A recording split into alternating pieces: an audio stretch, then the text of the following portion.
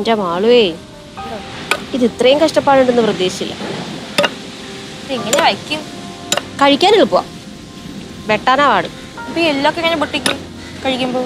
എല്ല് പൊട്ടില്ല മാളു, ഇതിൽ ഈ ഒരു മജ്ജയുണ്ട്. ആ മജ്ജ കഴിക്കാനാണ് രുചി.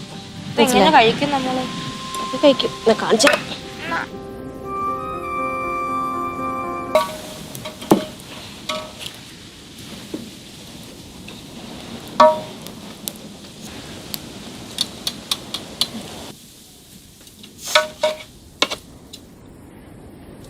ഒഴിക്കാൻ പോണോ?